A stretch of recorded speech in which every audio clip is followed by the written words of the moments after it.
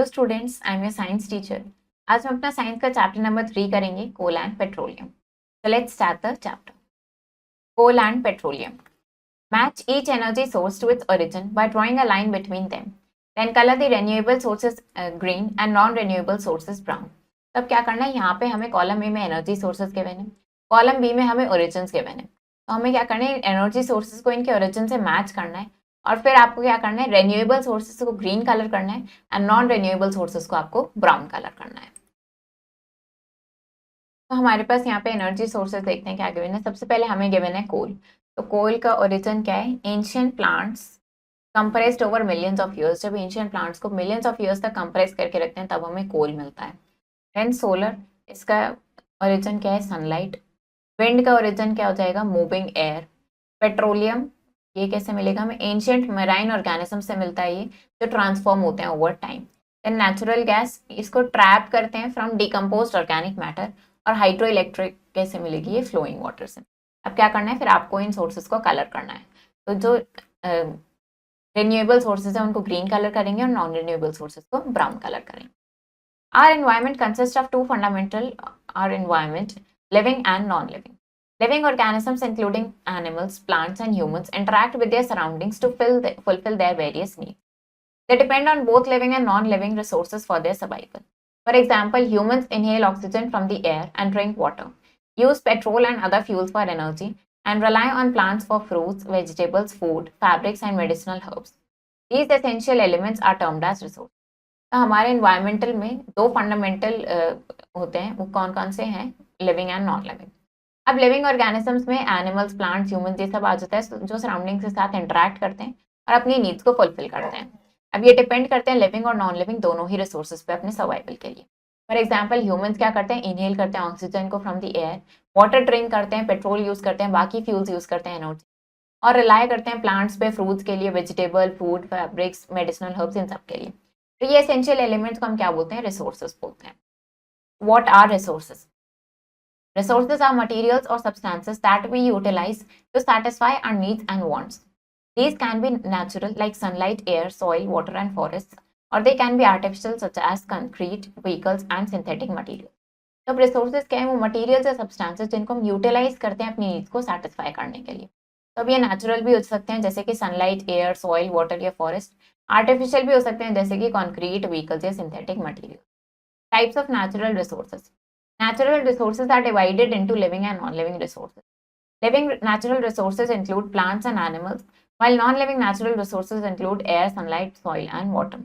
Natural resources play a crucial role in maintaining ecological balance. They include land, water, minerals, vegetation, and wildlife, all of which are beneficial to human society in various ways. तो अब natural resources को भी divide करा गया है दो parts में, living और non living resources. Living resources में प्लांट्स और एनिमल्स आ जाते हैं और नॉन लिविंग में एयर, सनलाइट, वाटर, ये सब आ जाते हैं। Natural resources important role play करते हैं इकोलॉजिकल बैलेंस मेंटेन करने के लिए, जिसमें लैंड, वाटर, मिनरल्स, वेजिटेशन या वाइल्ड लाइफ आ जाता है और ये बेनिफिशियल होते हैं ह्यूमन सोसाइटी को काफी तरीके से। Natural resources are classified into two categories. तो नेचुरल रिसोर्सेज को दो कैटेगरीज में क्लासिफाई किया गया है। एग्जॉस्टेबल नेचुरल रिसोर्सेज, ये रिसोर्सेज जैसे कि water, forest, coal, petroleum get deplete over time due to continuous consumption. अगर इनको कंटिन्यूसली यूज करेंगे तो ये रिसोर्सेज क्या हो जाएंगे, खत्म हो जाएंगे टाइम के साथ। Inexhaustible natural resources, these resources like air and sunlight, ये ऐसे रिसोर्सेज हैं दैट आर नेवर एग्जॉस्टेड, जो कभी एग्जॉस्ट नहीं होंगे, कभी फिनिश नहीं होंगे, no matter how much we use them. आप इनको कितना भी यूज करो ये कभी भी खत्म नहीं। Then renewable and non renewable resources. Renewable resources, these resources can be replenished through natural recycles. अब ये वो रिसोर्सेज हैं जो नेचुरल साइकिल की हेल्प से वापस से रिप्लेनिश करे जा सकते हैं। Examples air, water, soil, solar energy and they can regenerate, ये रीजनरेट करे जा सकते हैं और ये इनके सप्लाई को मेंटेन किया जा सकता है over time through natural process की हेल्प से। Non renewable resources, these resources can not be replenished through natural processes once they are depleted. अब ये वो रिसोर्सेज हैं कि अगर एक बार खत्म हो गए तो फिर इनको रिप्लेनिश नहीं किया जा सकता। एग्जाम्पल मेटल्स जैसे कि आयरन, कॉपर, जिंक या फॉसिल फ्यूल जैसे coal and oil. Their amounts are limited, क्योंकि ये लिमिटेड अमाउंट में है और ये इंक्रीज नहीं हो सकते हैं एक बार कंज्यूम होने के बाद। Then fuels and their importance, अब फ्यूल और उनकी इंपॉर्टेंस समझेंगे। Energy is essential for a multitude of activities, including heating our homes, cooking food, boiling water, powering cars, and generating electricity. We obtain this energy from fuels, which release energy through combustion. It's important to note that all burning materials qualify as fuels. A fuel is defined as a substance that burns efficiently to produce energy. For instance, natural gas is used for heating, propane for grilling, and diesel for running generators. तो energy ज़रूरी होती है multitude of activities के लिए, जिसमें heating आ जाती है जो हमारे होम्स में होती है, या फूड को करना, बॉयल वाटर को बॉयल करना, कार्स को पावर करना, इलेक्ट्रिसिटी जनरेट करना। तो हमें ये एनर्जी फ्यूल से मिलती है, जो क्या करते हैं, एनर्जी रिलीज करते हैं थ्रू कंबशन। तो ये ध्यान रखना है कि सारे बर्निंग मटेरियल को फ्यूल नहीं बोलते हैं। फ्यूल क्या है, फ्यूल को कैसे डिफाइन करेंगे, वो सब्सटेंस जो एफिशिएंटली बर्न कर एनर्जी प्रोड्यूस करे। For example, natural gas heating के लिए यूज होता है, प्रोपेन ग्रिलिंग के लिए, और डीजल जनरेटर्स को रन करने के लिए। And fossil fuels, millions of years ago, plants and animals were buried deep into the earth, covered by sediments like mud and sand. Their remains locked away from the reach of atmospheric oxygen. In the absence of oxygen, various chemical changes took place due to heat, pressure, and bacteria. Over millions of years, these buried remains transformed into fossil fuels like coal, petroleum, and natural gas. Fossil fuels are non-renewable sources of energy, hence they are very precious. We should not use them at rate faster than the earth can produce them. तो काफ़ी years, millions of years पहले plants और animals को बरी deep into the earth, तो अर्थ में काफ़ी deeply buried थे, तो उनको कवर कर दिया गया सेडिमेंट से, जैसे कि मड एंड सैंड से, और वो वहीं पर लॉक्ड रहे, जहाँ पे from the reach of atmospheric oxygen, वहाँ पे एटमॉस्फेरिक ऑक्सीजन नहीं पहुंची। तो ऑक्सीजन की एब्सेंस में काफ़ी केमिकल चेंजेस हुए उस प्लेस पे, हीट, प्रेशर और बैक्टीरिया की वजह से। मिलियंस ऑफ ईयर्स के बाद ये जो बरीड रिमेन्स थे, ये फॉसिल फ्यूल्स में बदल गए, जैसे कि कोल, पेट्रोलियम और नेचुरल गैस में। तो फॉसिल फ्यूल्स के नॉन रिन्यूएबल सोर्सेज है एनर्जी के, ये बहुत ज़्यादा प्रेशियस है, तो हमें इनको फास्टर रेट पे यूज़ नहीं करना चाहिए than the earth can produce them, कि अर्थ को इन्हें प्रोड्यूस करने में मिलियंस ऑफ ईयर्स लग जाते हैं। Next is activity. To understand the process of fossil fuel formation and the conditions required for the transformation of organic matter into coal. अब हम फॉसिल फ्यूल फॉर्मेशन का प्रोसेस समझेंगे और क्या कंडीशंस रिक्वायर्ड है इस ट्रांसफॉर्मेशन ऑफ ऑर्गेनिक मैटर का कोल में कन्वर्ट करने। मटेरियल्स रिक्वायर्ड, हमें स्मॉल कंटेनर चाहिए, sand, mud, leaves and small twigs. Heavy weight जैसे कि स्टोन या हीट सोर्स ऑप्शनल है। Procedure, fill the bottom of the container with a layer of sand, place a layer of leaves and twigs on top of the sand, cover the organic matter with a layer of mud, add another layer of leaves and twigs followed by a layer of sand. Continue alternating layers until the container is nearly full. Place a heavy weight on top of the layers to simulate pressure. Optionally, place the container in a warm location or use a heat source to simulate the heat generated underground over millions of years. Leave the setup undisturbed for several days to allow compression. अब क्या करना है, आपको container के bottom को fill करना है sand से, फिर उस पर लीव्स और ट्विग्स की लेयर डालनी है, देन ऑर्गेनिक मैटर कवर करना है with a layer of mud, फिर आपको एक और लेयर डालनी है लीव्स और ट्विग्स की, फिर सैंड की लेयर डालनी है। इस तरीके से आपको अल्टरनेट लेयर्स उस पर डालते जाना है जब तक कि वो कंटेनर फुल ना हो जाए। फिर हैवी वेट रख देना है टॉप पे, जिससे कि प्रेशर एक्सर्ट हो उस पर, या फिर आप उस कंटेनर को वार्म लोकेशन पे भी रख सकते हैं या हीट सोर्स का यूज़ कर सकते हैं उस पर हीट जनरेट करने के लिए। फिर उस सेटअप को आपको कुछ दिन के लिए अनडिस्टर्ब्ड रख देना है। Observation, observe the changes in organic layers over time, note any changes in colour, texture और composition of leaves and twigs. तो आपको क्या करना है, चेंजेस ऑब्जर्व करने हैं, उन लेयर्स में क्या चेंजेस आएंगे टाइम के साथ, और देखना है कि क्या कलर, टेक्सचर या कंपोजिशन में लीव्स और ट्विग्स की कोई चेंजेस आते हैं या नहीं। Conclusion, discuss how pressure and heat contributed to the transformation of organic matter into coal like substance. Relates the experiment to the natural formation of coal over millions of years. तो आप क्या discuss करोगे, आप देखोगे कि कैसे pressure और heat ने कंट्रीब्यूट करा है ऑर्गेनिक मैटर के ट्रांसफॉर्मेशन में into a coal like substance, और इस एक्सपेरिमेंट को रिलेट करना है आपको नेचुरल फॉर्मेशन ऑफ कोल के साथ, जो मिलियंस ऑफ ईयर्स लगते हैं जिसको बनने में। Coal is a fossil fuel and exist in solid form.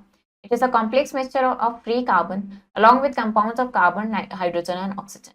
It is an important energy source in many countries. It can be used directly or converted into other forms of energy, like coal, gas, electricity and synthetic petrol. Coal is found in deep mines under the earth's surface. It varies in color from brown to black and in luster from dull to bright.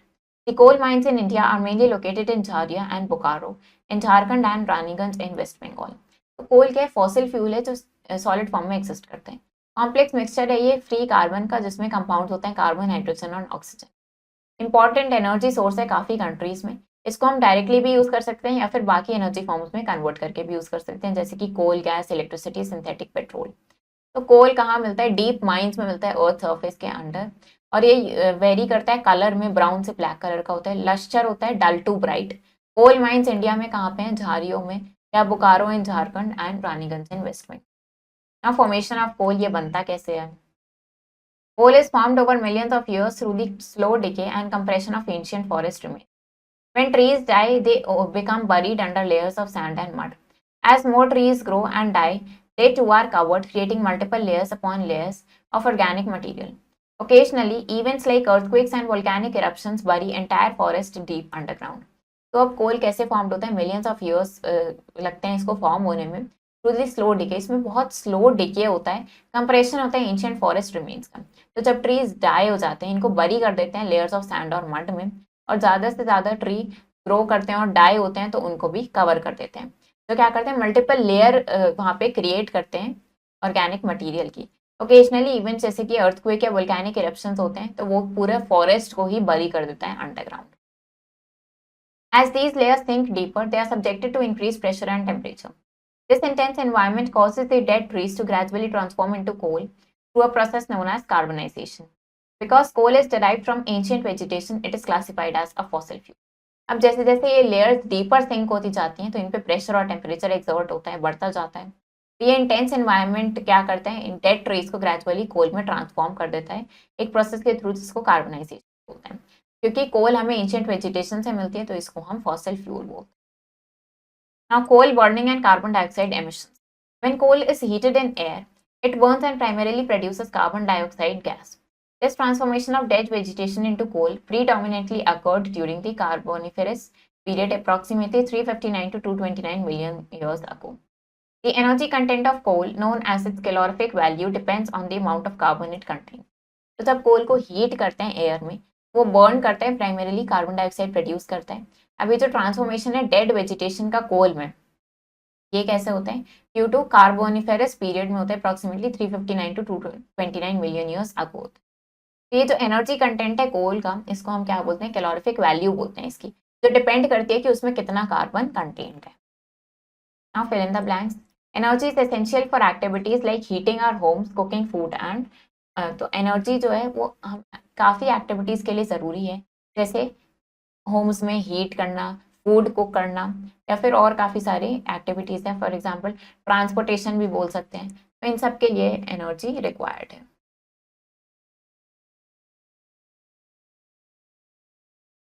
Energy is essential for activities like heating our homes, cooking food. तो energy ज़रूरी है कुछ activities के लिए, जैसे कि Holmes को heat up करना, फूड कुक करना, या फिर हम बोल सकते हैं वाटर को बॉईल करना एंड बॉइलिंग वाटर,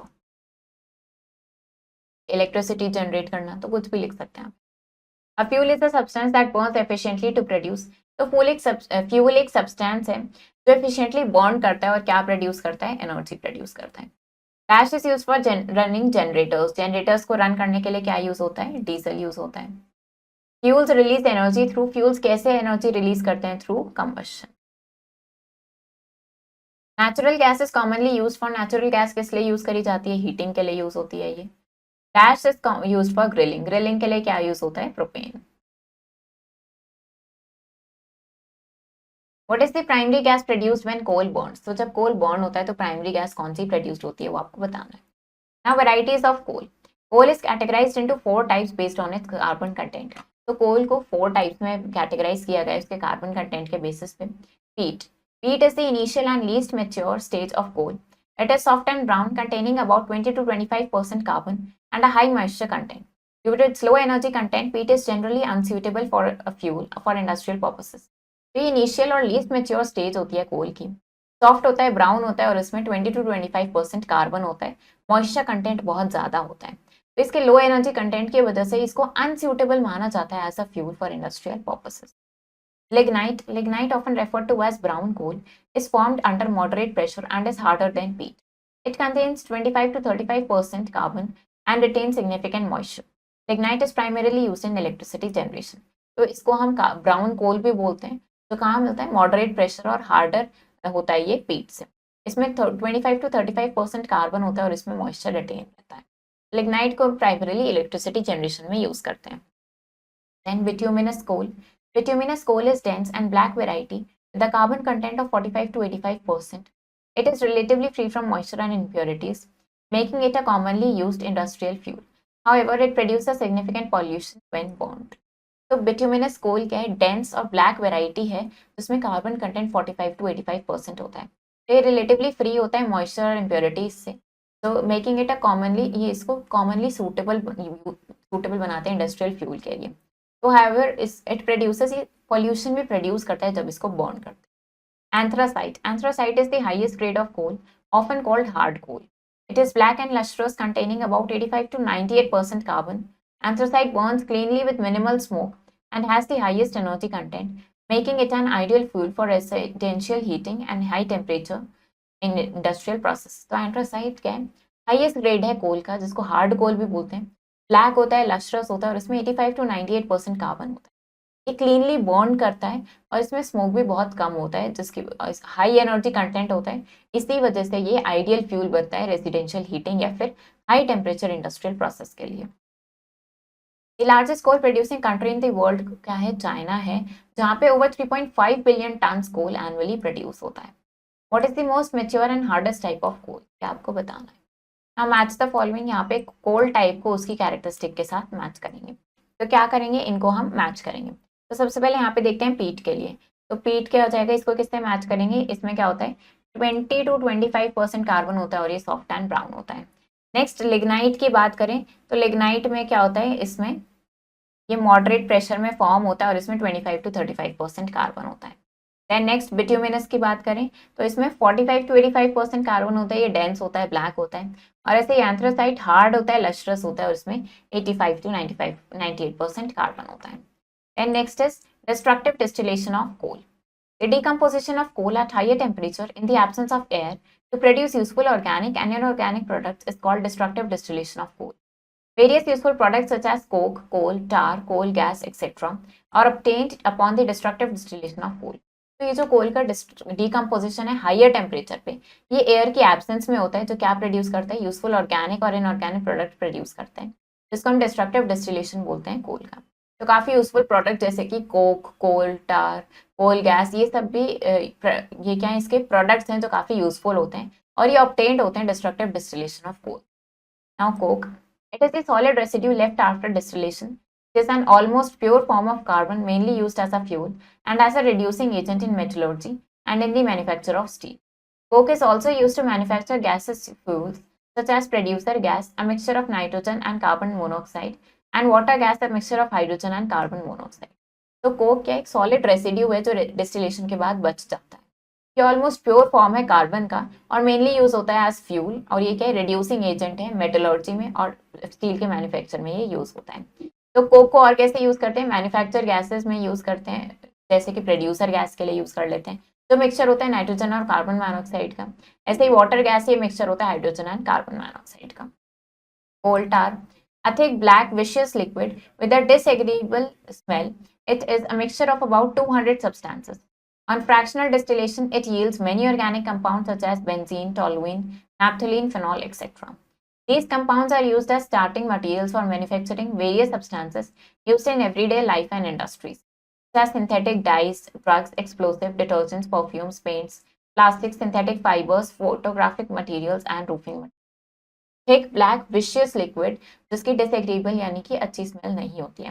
ये मिक्सचर होता है अराउंड 200 सब्सटेंसेस का। तो जब फ्रैक्शनल डिस्टिलेशन होता है तो इसमें क्या होता है, it yields many organic compound जैसे कि बेंजीन, टोलुइन, नैप्थलीन, फिनॉल, ये सब इससे प्रोड्यूस होते हैं। ये कंपाउंड्स यूज होते हैं starting material manufacturing variety substances के लिए, तो एवरीडे लाइफ की इंडस्ट्री में हम यूज करते हैं, जैसे कि synthetic dyes, drugs, explosives, detergents, perfumes, इन सब में ये यूज होते हैं। And coal gas, a mixture of hydrogen, methane, carbon monoxide, and other gases. It was earlier used for domestic cooking and lighting. Today, it is used as a fuel in many industries near coal processing plants.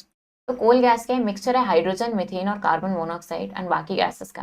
ये पहले use होती थी domestic cooking and lighting में, तो आज ये use होती है एज अ फ्यूल इन काफी इंडस्ट्रीज में यूज होती है near coal processing plants. Then ammoniacal liquid, a solution of ammonia in water, which is removed by absorbing it in a suitable mineral acid such as sulfuric acid. The resulting ammonium sulfate is used as a fertilizer. तो अब ammoniacal liquid क्या है? ये solution है ammonia का water में. तो कैसे रिमूव करा जाता है? Bye absorbing it in suitable. इसको मिनरल एसिड में एब्जॉर्ब कर दिया जाता है, जैसे कि सल्फ्यूरिक एसिड का यूज करें. रिजल्टिंग अमोनियम सल्फेट, अब जो हमें अमोनियम सल्फेट मिलता है फिर वो फर्टिलाइजर की तरह यूज होता है. Coal tar is use to make roads and to prevent wooden railway sleepers. तो कोल टार को यूज करते हैं हम रोड्स बनाने के लिए या फिर वुडन रेलवे स्लीपर्स को प्रिजर्व करने के लिए. Give two example of products obtained from the destructive distillation of coal. अब आपको दो एग्जांपल बताने हैं उन प्रोडक्ट्स के जो ऑब्टेन्ड कैसे होते हैं डिस्ट्रक्टिव डिस्टिलेशन ऑफ कोल, यानी कि जब कोल का डिस्ट्रक्टिव डिस्टिलेशन होता है तो उससे क्या दो प्रोडक्ट्स प्रोड्यूस होते हैं वो आपको बताने हैं. तो क्या लिख सकते हैं? कोल टार, कोल गैस, ये बता सकते हैं. Name two uses of coke. Coke के दो यूजेस क्या हो सकते हैं? रिड्यूसिंग एजेंट की तरह यूज होता है ये मेटलर्जी में, और फ्यूल की तरह यूज होता है ये industrial furnaces. Mention two industrial applications of coal gas. अब आपको कोल गैस की दो इंडस्ट्रियल एप्लीकेशंस बतानी है. तो ये फ्यूल की तरह यूज होता है स्टील मैन्युफैक्चरिंग में, या फिर ये लाइटनिंग और हीटिंग में भी यूज होता है. Next is petroleum. Petroleum, commonly known as crude oil, is a liquid fuel derived from Latin word petra, rock, and oleum, oil, indicating its extraction from rock formation. This dark viscous fluid is found trapped between layers of impermeable rock beneath the earth's surface and is lighter than water, allowing it to float when the two are mixed. तो petroleum को हम commonly क्या बोलते हैं? Crude oil बोलते हैं. ये liquid fuel है जो किससे डराइव होता है? Latin word Petra and oleum से. पेट्रा का मतलब रॉक और ओलियम मतलब ऑयल. तो इसमें क्या होता है? ये क्या इंडिकेट कर रहा है? इस एक्सट्रैक्शन फ्रॉम रॉक फॉर्मेशन से एक्सट्रैक्ट होता है. ये डार्क विशियस फ्लूइड होता है.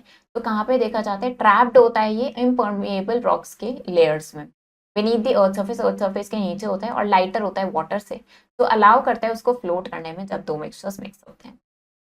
Extraction and composition. Petroleum is extracted through drilling wells into the ground. It is the complex mixture of various hydrocarbons that undergo fractional distillation to produce a range of useful products such as petrol, kerosene, diesel, and chemicals used in production of plastics and pharmaceuticals. तो petroleum को कैसे extract करते हैं हम? Drilling Wales का use करते हैं into the ground.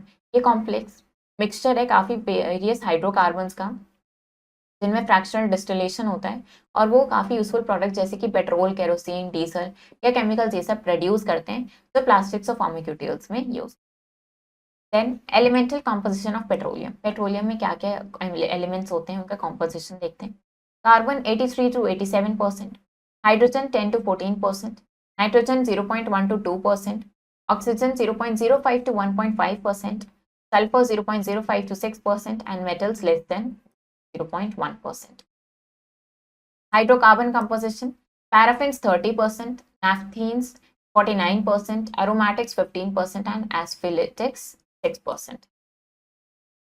अब फॉर्मेशन देखते हैं पेट्रोलियम का. Petroleum, often called black gold, is a fossil fuel that comes from marine organisms like zooplankton and algae. Millions of years ago, these tiny sea plants and animals died and were buried on the ocean floor. Over time, layers of sediment and rock covered them. The heat and pressure from these layers caused the organic material to turn the liquid and move downward until it hit a layer of impervious rocks. This process turned the dead organism into petroleum hydrocarbon. तो petroleum जिसको हम black gold भी बोलते हैं, ये एक fossil fuel है. तो कहाँ से मिलता है हमें? मराइन ऑर्गेनिज्म जैसे कि ज़ूप्लैंक्टन एंड algae से मिलता है. मिलियंस ऑफ ईयर्स अगो ये टाइनी सी प्लांट्स और एनिमल्स जब डाई हो गए तो इनको बरी कर दिया गया ओशन फ्लोर में. अब टाइम के साथ इनकी लेयर्स बनती गई सेडिमेंट की और रॉक इनको कवर करते गए. तो जो हीट और प्रेशर इन लेयर्स के थ्रू इन पे एक्सर्ट हुआ, इससे ऑर्गेनिक मैटर क्या हो गया? लिक्विड में कन्वर्ट हुआ. इनका डाउनवर्ड मूवमेंट हो गया जब तक ये इम्परवियस रॉक को हिट ना कर जाए. अब ये प्रोसेस से क्या हुआ? डेड ऑर्गेनिज्म को पेट्रोलियम हाइड्रोकार्बन में कन्वर्ट हुआ. Petroleum is extracted by drilling oil wells into the earth's crust. In India, oil wells are found in Assam, Gujarat, offshore near Mumbai, and in deltas of Krishna and Kaveri rivers. Petroleum को कैसे extract किया जाता है? Oil Wales को drill किया जाता है अर्थ के क्रस्ट में. तो इंडिया में ऑयल वेल्स कहाँ कहाँ हैं? असम में है, गुजरात में है, ऑफशोर नियर मुंबई, और डेल्टास में of Krishna and Kaveri reverse. First successful commercial oil well जिससे पेट्रोलियम प्रोड्यूस हुआ वो किसने डग किया था? एडविन एल ड्रेक ने इन टिटोसविले, पेनिसवेल्वेनिया, यूएसए में इन 1859, making the start of modern petroleum industry. और इनकी वजह से ये मॉडर्न पेट्रोलियम इंडस्ट्री स्टार्ट हुई. The world's deepest oil well, Z44 Taibo is over 12 kilometers deep. इतना deep है. What liquid mixture of hydrocarbons is also called black gold? तो कौन सा mixture हाइड्रोकार्बन्स का जिसको हम ब्लैक गोल्ड भी. Next is refining of petroleum. Crude petroleum contains useful substances like petroleum gas, petrol, diesel, paraffin wax, lubricating oil, etc. The process of separation of various constituent fractions of petroleum is called refining of petroleum. It can be done by fractional distillation. तो crude petroleum में क्या होता है, useful substances होते हैं जैसे कि petroleum gas, petrol, diesel, paraffin wax, ये लुब्रिकेटिंग ऑयल, ये सब होता है. तब ये जो प्रोसेस है जिससे वेरियस कॉन्स्टिट्यूएंट या फ्रैक्शंस ऑफ पेट्रोलियम को सेपरेट करा जाता है, उसको हम रिफाइनिंग कहते हैं पेट्रोलियम का. इसको फ्रैक्शनल डिस्टिलेशन की हेल्प से कर सकते हैं. तो प्रिंसिपल देखते हैं फ्रैक्शनल डिस्टिलेशन का.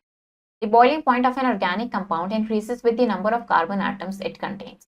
Since all the components in petroleum have different boiling points, they can be separated by condensing their vapors at various temperatures. This separation process is known as fractional distillation, which take place in a tall column called a fractionating column. तो जो boiling point है organic compound का, वो increase होता है इसके साथ साथ जितने कार्बन एटम्स उसमें कंटेन्ड होते हैं. अब क्योंकि सारे components, since all the components in petroleum, सबका अलग अलग बॉइलिंग पॉइंट होता है, तो इनको हम सेपरेट कर सकते हैं कंडेंस करके वेरियस टेम्परेचर पे. ये जो प्रोसेस है इसको फ्रैक्शनल डिस्टिलेशन कहते हैं, जो किसमें होता है, एक टॉल कॉलम में होता है जिसको हम फ्रैक्शनेटिंग कॉलम बोलते हैं. हेयर्स हाउ इट वर्क्स, कैसे वर्क करता है ये. Crude oil is heated up to 400 degree Celsius in a furnace. The resulting vapors enter the bottom of the fractionating column. In the column, hydrocarbons with the highest boiling points, C20 to C70, condense first at the bottom, forming fuel oil. As the vapors rise up the column, different fractions condense at different heights. Fractions with higher boiling points condense on the lower side of the column, while those with lower boiling points condense higher up. Hydrocarbons with 1 to 4 carbon atoms remain gaseous and escape out of the top of the column. तो crude oil को क्या करते हैं, पहले 400 degree Celsius तक heat कर लेते हैं फर्नेस में. फिर जो रिजल्टिंग वेपर होता है वो कहाँ करते हैं, फ्रैक्शनेटिंग कॉलम के बॉटम में एंटर करता है. अब इस कॉलम में हाइड्रोकार्बन जिनका हाईएस्ट बॉइलिंग पॉइंट होता है, मतलब C20 से C70 तक, पहले ये कंडेंस हो जाते हैं बॉटम में और ये फ्यूल ऑयल फॉर्म करते हैं. फिर जैसे जैसे वेपर राइज होता है ये कॉलम में, तो डिफरेंट फ्रैक्शंस पे ये डिफरेंटली कंडेंस होते जाते हैं डिफरेंट हाइट पे. तो फ्रैक्शंस जिनका हाई बॉइलिंग पॉइंट होता है वो कंडेंस होते हैं लोअर साइड ऑफ कॉलम में, और जिनका लोअर बॉइलिंग पॉइंट होता है वो हायर कंडेंस होते हैं. तो हाइड्रोकार्बन जिनमें 1 to 4 कार्बन एटम्स होते हैं वो गैसियस ही रहते हैं और वो कॉलम के टॉप पर एस्केप आउट कर जाते हैं. This process allows the separation of various components of crude oil. तो इसकी हेल्प से क्रूड ऑयल के वेरियस कंपोनेंट सेपरेट होते हैं. Each condensing at specific temperature, सबका अलग स्पेसिफिक टेम्परेचर है ये कंडेंस होने का, टू देयर बॉइलिंग पॉइंट. यहाँ पे देखते हैं fraction, number of carbon atoms, boiling point और उनके. Petroleum gas C1 to C4, इसका बॉइलिंग पॉइंट है बिलो 30 डिग्री सेल्सियस और ये फ्यूल की तरह use. Petrol C5 to C9, 30 to 180 degree Celsius motor, oil और सॉल्वेंट में यूज होता है. Naphtha C9 to C10, 180 to 250 degree Celsius petrochemical industry में यूज होता है. Kerosene C10 to C15, 250 to 320 degree Celsius और ये फ्यूल्स में यूज होता है for stoves and. Then diesel oil C15 to C20, 320 to 350 degree Celsius और ये फ्यूल में यूज होता है for heavy vehicles. Fuel oil C20 to C70, 350 to 400 degree Celsius, fuel for ships, power station इसमें use होता है. And lubricating oil greater than C70, greater than 400 degree Celsius और ये ल्यूब्रिकेशन में यूज होता है. एंड पैराफिन वैक्स, ये candles और ऑइंटमेंट्स बनाने के लिए यूज होता है. Next is natural gas. Millions of years ago, the decomposition of marine organic matter produced gaseous and liquid hydrocarbons. The liquid hydrocarbons seeped downward and became trapped between layers of impermeable rocks, while the gaseous hydrocarbons formed a separate layer above the crude oil. This gaseous layer is known as natural gas, a mixture of various gases with methane being the primary component. तो अब millions of years ago जो decomposition हुआ marine organic matter का, ये produced gaseous and liquid hydrocarbons इन्होंने produce करे. अब जो लिक्विड हाइड्रोकार्बन्स हैं ये डाउनवर्ड सीप हो गए और ये ट्रैप्ड हो गए बिटवीन इम्पर्मिएबल रॉक्स के लेयर्स के बीच में. अब लेकिन जो गैसियस हाइड्रोकार्बन्स थे इन्होंने एक सेपरेट लेयर फॉर्म कर ली क्रूड ऑयल के ऊपर. ये जो गैसियस लेयर है इसको हम नेचुरल गैस बोलते हैं, जो मिक्सचर है काफी गैसेस का मीथेन के साथ, जो इसका प्राइमरी कॉम्पोनेंट है. Natural gas is an efficient and clean burning fuel used for both industrial and domestic purposes. It is considered a pollution free fuel. For transportation it is conveyed through pipelines and transport and stored under high pressurized compressed natural gas CNG. CNG is utilized for power generation and running automobile engines. Additionally, it plays a crucial role in manufacturing of various chemicals. When strongly heated, natural gas decomposes into carbon and hydrogen. तो natural gas एक काफी efficient और clean burning fuel है जो industrial और domestic process दोनों में use होती है। तो इसको पॉल्यूशन फ्री फ्यूल माना जाता है।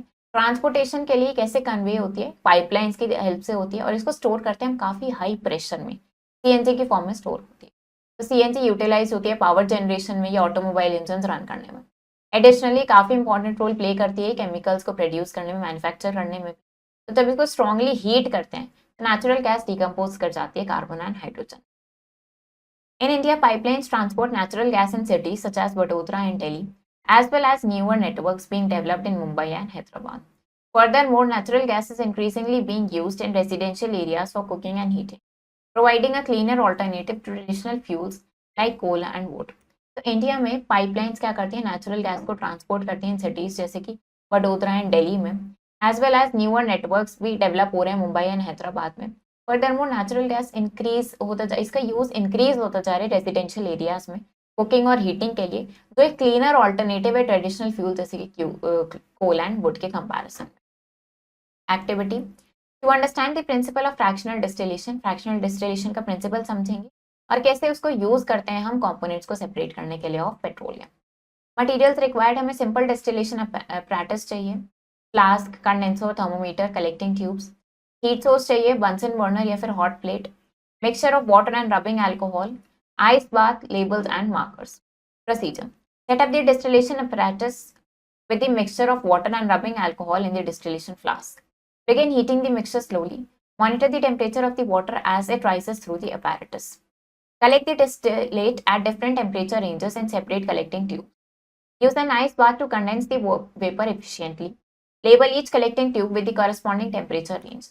आपको क्या करना है, डिस्टिलेशन अपैरेटस सेटअप करना है जिसमें मिक्सचर हो वाटर का और रबिंग अल्कोहल का डिस्टिलेशन फ्लास्क में। उसको हीट करना स्टार्ट करना है धीरे धीरे। टेम्परेचर को मॉनिटर करना है आपको जैसे जैसे वेपर राइज होता जाएगा उस अपैरेटस में। फिर आपको डिस्टिलेट को कलेक्ट कर लेना है डिफरेंट टेम्परेचर रेंजेस पे अलग अलग ट्यूब्स में। एंड आइस बाथ का यूज करके उनको कंडेंस करना है वेपर्स को और लेबल कर देना है हर ट्यूब को कॉरेस्पॉन्डिंग टेम्परेचर रेंज से। Observation, note the temperatures at which the different components of mixture begin to distill.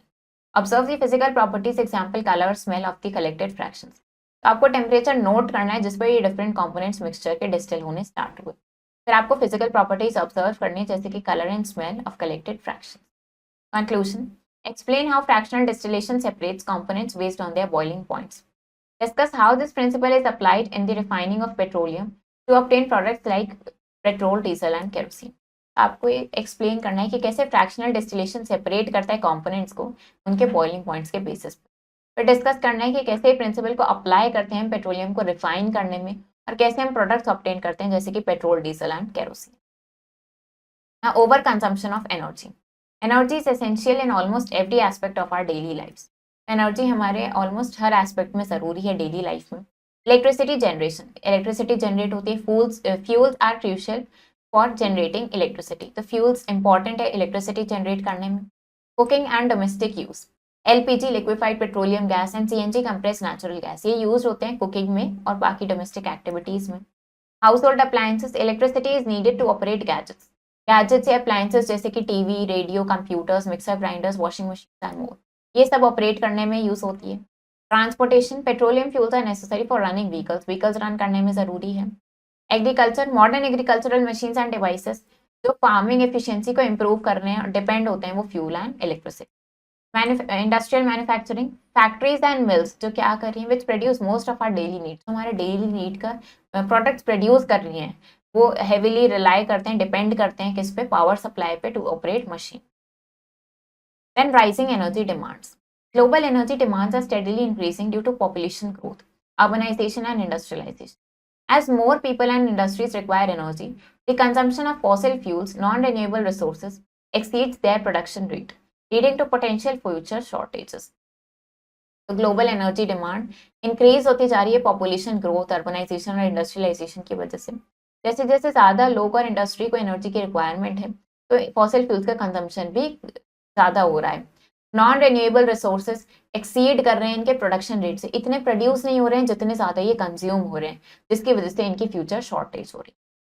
Global energy resource scarcity, energy shortages are a growing global concern Developed countries have historically consumed these resources extensively, leading to shortages that impact developing countries.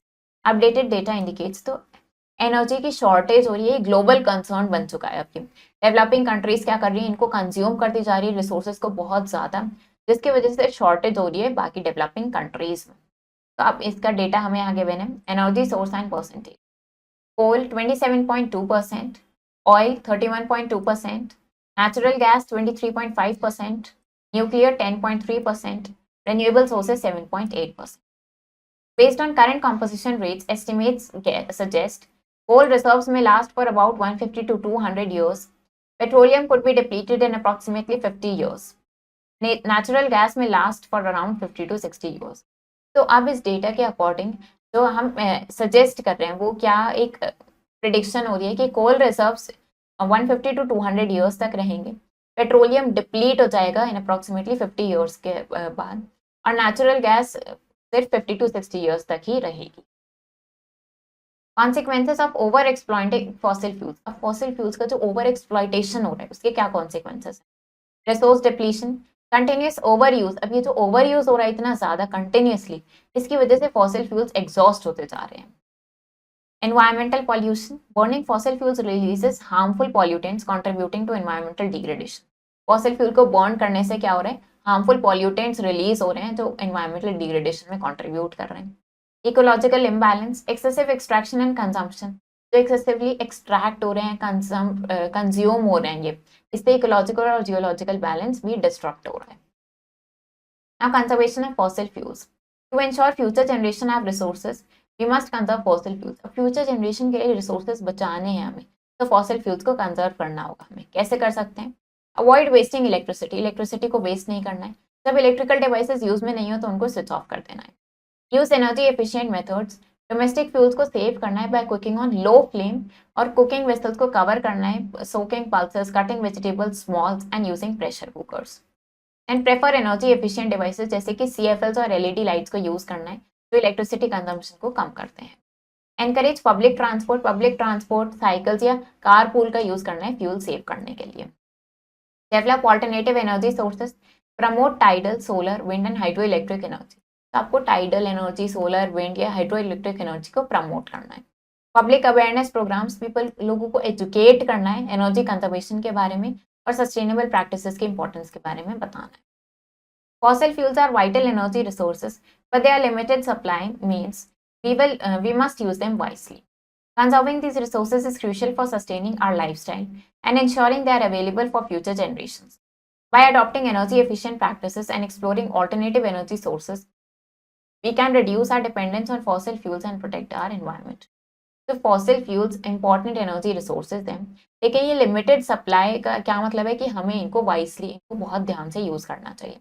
इनको conserve करके हम lifestyle को sustain रख सकते हैं बाकी time तक भी, फ्यूचर जनरेशंस के लिए भी. तो हमें एनर्जी एफिशिएंट प्रैक्टिसेस को अडॉप्ट करना है, ऑल्टरनेटिव मेथड्स को यूज करना है एनर्जी सोर्सेज के, जिसकी वजह से हम फॉसिल फ्यूल्स पे अपना डिपेंडेंस रिड्यूस कर सकें और इनको बचा के रख सकें आगे के लिए भी. New words. कार्बनाइजेशन क्या है, प्रोसेस है जिससे ऑर्गेनिक मैटर को कार्बन में टर्न किया जाता है through heat and pressure over millions of years. Fractional distillation एक मेथड है जिससे मिक्सचर्स को सेपरेट करते हैं हम डिफरेंट बॉइलिंग पॉइंट्स के बेसिस पे. हाइड्रोकार्बन्स के ऑर्गेनिक कंपाउंड्स हैं जिसमें एंटायरली हाइड्रोजन और कार्बन होता है जो फॉसिल फ्यूल्स में मिलता है. Then inexhaustible resources that are not depleted, जो ह्यूमन कंजम्पशन से डिप्लीट नहीं होते हैं, आप उनको कितना भी यूज कर लो, like sunlight and wind. Coke क्या है, नियरली प्योर फॉर्म है कार्बन का जो प्रोड्यूस होता है कोल से, और इसको फ्यूल की तरह यूज करते हैं steel manufacturing. Calorific value, amount of energy produced by complete combustion of a material.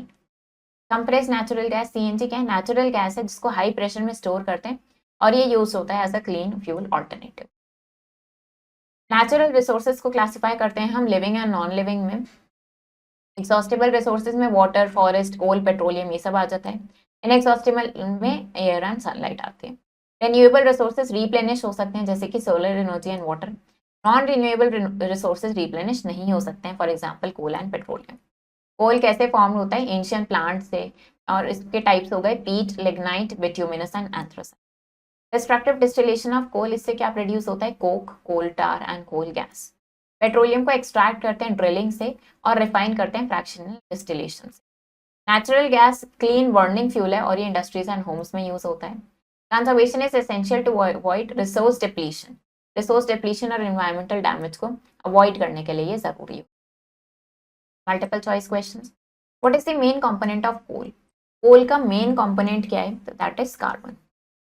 Which type of coal has highest carbon content? कौन सा कोल है जिसका कार्बन कंटेंट सबसे ज्यादा होता है? That is anthracite. What is the process of separating various constituents of petroleum salt? अब वो प्रोसेस को क्या कहते हैं जिससे हम पेट्रोलियम के डिफरेंट कॉन्स्टिट्यूएंट्स को सेपरेट करते हैं? उसको क्या बोलते हैं हम? Fining. Next is what is the primary use of coke? Coke का प्राइमरी यूज क्या है? ये स्टील की मैन्युफैक्चर में यूज होता है।